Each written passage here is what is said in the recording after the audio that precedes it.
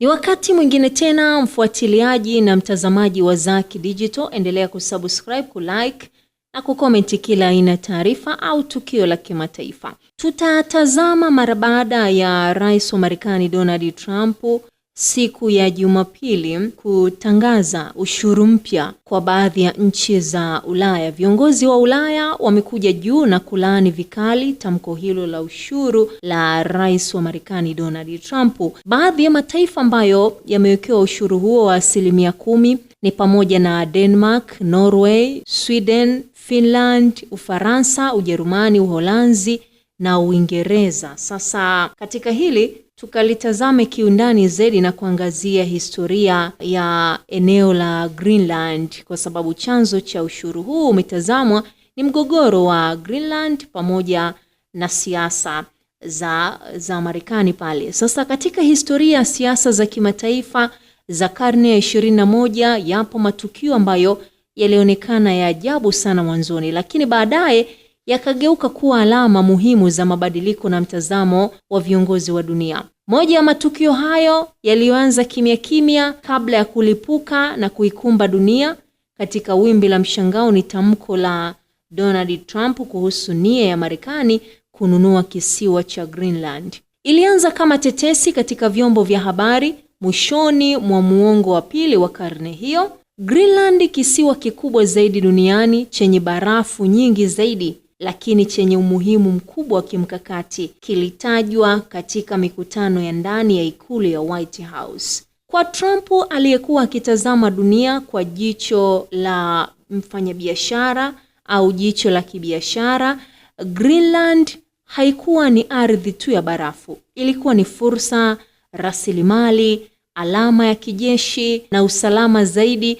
na hata ushawishi wa kijiografia katika Arctic. Kadri siku zilivyopita, tetesi zilithibitishwa na Trump mwenyewe alizungumza wazi wazi kuhusu wazo hilo, akilitaja kama mpango mkakati kwa mustakabali wa Marekani. Kauli hiyo ilishangaza wengi, lakini haikushangaza wale waliokuwa wamezoea mtindo wake wa uongozi uliochanganya siasa, biashara na hata mshtuko wa kimakusudi. Dunia haikunyamaza. Denmark, ambayo Greenland iko ndani ya himaya yake, ilikataa wazo hilo bila kusita kabisa. Viongozi wa Ulaya waliliona kama wazo lisilo la heshima kwa uhuru wa watu wa Greenland. Mataifa mengine yalianza kujiuliza, je, dunia inarudi katika enzi ya mataifa kununua ardhi kama bidhaa sokoni? Upinzani huu ulizidi. Trump hakurudi nyuma, badala yake alichagua mbinu aliyokuwa akifahamu vyema kama shinikizo la kiuchumi. Awali Trump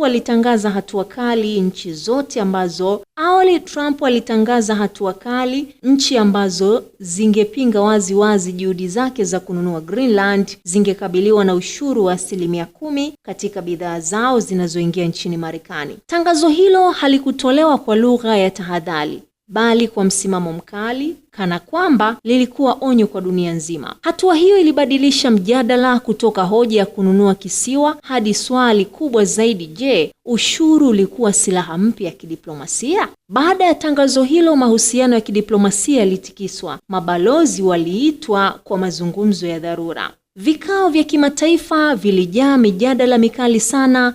Wapo waliomuona Trump kama kiongozi jasiri aliyekuwa anapigania maslahi ya taifa lake bila kujali maoni ya watu wengine. Wengine walimuona kama tishio kwa utaratibu wa kimataifa uliokuwa umejengwa kwa miongo kadhaa. Katika nchi zilizolengwa na ushuru huo, sauti za upinzani ziliongezeka. Wafanyabiashara walihofia hasara. Wananchi waliuliza maswali: kwa nini walipaswa kuadhibiwa kwa msimamo wa kisiasa wa viongozi wao? Kadri muda ulivyokuwa ukipita, tukio hili liliandikwa katika historia kama mfano wa siasa za shinikizo katika enzi za utandawazi. Lilionyesha jinsi nguvu za kiuchumi zilivyoweza kutumika kama silaha ya kisiasa na jinsi maamuzi ya kiongozi mmoja yalivyoweza kuyumbisha mahusiano ya kimataifa. Kwa wanahistoria, simulizi ya Greenland haikuwa tu kuhusu kisiwa, lilikuwa kuhusu mabadiliko ya dunia, kutoka diplomasia mazungumzo hadi diplomasia ya vitisho vya kiuchumi. Baada ya tangazo la ushuru wa 10%, dunia iliingia katika kipindi cha taharuki ya kiuchumi ambacho hakikutarajiwa kwa kasi ile. Masoko ya fedha ambayo mara nyingi huonyesha hisia za hofu au matumaini kabla hata sera kutekelezwa, yalianza kuyumba. Bei za hisa katika masoko makubwa ya dunia zilishuka, huku wawekezaji wakitathmini upya hatari ya kuwekeza katika mazingira yaliyokuwa yakionekana kuzidi kuwa na mvutano wa kisiasa na kiuchumi. Ushuru huu haukuonekana kama adhabu ya nchi chache tu, bali kama ishara ya kurejesha siasa za kujilinda kiuchumi. Mataifa mengi yaliyoegemea biashara huria yalihofia kwamba hatua hiyo ingeanzisha mfululizo wa ushuru wa kulipizana, hali ambayo ingeathiri mtiririko wa bidhaa na hata huduma duniani kote. Bidhaa zilizolengwa na ushuru zilianza kupanda bei katika soko la Marekani. Wafanyabiashara walilazimika kulipa ushuru huo, waliwahamishia mzigo huo walaji wa kawaida kabisa. Kwa hiyo raia wa kawaida wa Marekani, bila kujua chochote kuhusu Greenland, walijikuta wakilipa gharama za mvutano wa kisiasa za kimataifa. Kwa mataifa yanayoendelea, athari zilikuwa nzito zaidi. Nchi ambazo uchumi wake ulitegemea kuuza malighafi au bidhaa za viwandani kwa Marekani zilipata pigo kubwa. Mapato ya serikali yalipungua, sarafu ikadhoofika kabisa, mipaka ya maendeleo ikaanza kusuasua. Katika baadhi ya nchi, viwanda vilianza kupunguza uzalishaji na hata kufunga kabisa. Hili likasababisha ongezeko la ukosefu wa ajira, hali iliyochochea hasira za wananchi na hata kuongeza shinikizo kwa serikali zao kubadili misimamo ya kisiasa, ndiyo hasa iliyokusudiwa na mkakati wa ushuru. Kwa upande wa mataifa makubwa ya kiuchumi, ushuru huo ulionekana kama changamoto ya moja kwa moja kwa mfumo wa uchumi wa dunia uliokuwa umejengwa juu ya ushirikiano. Umoja wa Ulaya pamoja na washirika wengine wa kibiashara walianza kujadili hatua za kujilinda, huku baadhi ya viongozi wakionya kwamba dunia ilikuwa inakaribia vita vipya vya kibiashara. Mazungumzo katika taasisi za kimataifa kama mashirika ya biashara yaliyojaa hofu kwamba mfumo wa sheria za kibiashara ungedhoofishwa kabisa. Badala yake, dunia ingeongozwa na nguvu za kisiasa za mataifa yenye uchumi mkubwa. Athari nyingine kubwa ilikuwa ni kupungua kwa imani ya wawekezaji wa kimataifa. Biashara kubwa zilipoona sera zimebadilika kwa ghafla na kwa msingi wa kisiasa, zilianza kusita kupanua shughuli zao. Miradi mingi ya uwekezaji ilisimamishwa ikisubiri hali itulie. Hali hii ilisababisha ukuaji wa uchumi wa dunia kupungua kasi.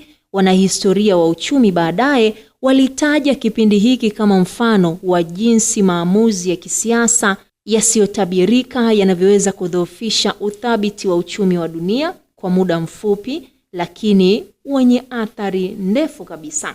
Katika kumbukumbu za historia, athari za ushuru huu zilionekana kama onyo. Dunia ilijifunza kuwa uchumi wa kisasa umefungamana kwa kiasi kikubwa, kiasi kwamba hatua moja ya upande mmoja inaweza kuathiri mamilioni ya watu wa mabara tofauti. Kwa wengi, suala la Greenland lilibaki kuwa kivuli. Kilichoonekana wazi zaidi ni jinsi uchumi wa dunia ulivyo dhaifu mbele ya siasa za nguvu na maamuzi ya ghafla.